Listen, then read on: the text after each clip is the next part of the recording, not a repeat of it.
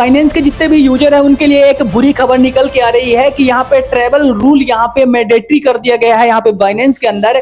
यानी यह वाला रूल केवल अभी कुछ देशों तक सीमित था, लेकिन अब इसे इंडिया में भी यहाँ पे अप्लाई कर दिया गया है। और यहाँ पे इंडिया ही नहीं, सारे जितने भी कंट्रीज पे यहाँ पे बाइनेंस चलता है सारी कंट्रीज पर यहाँ पे अप्लाई कर दिया गया है। अब ये क्या रूल है इसके ऊपर बात करते हैं।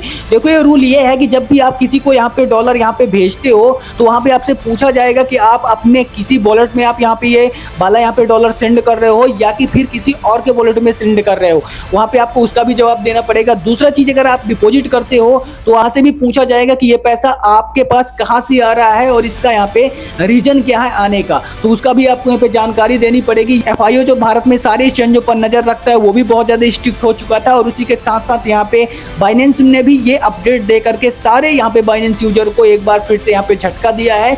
इस झटके के बाद बहुत सारी जो यहाँ पे इलीगल मनी यहाँ पे फ्लो हो रही थी, अंदर और बाहर हो रही थी, वो चीजें अब यहाँ पे थोड़ी सी रुकती हुई भी नजर आएंगी। और यहाँ पे आपके पास कहीं पे भी डॉलर आया है कहीं से भी तो आपको उसका जवाब भी देना पड़ेगा।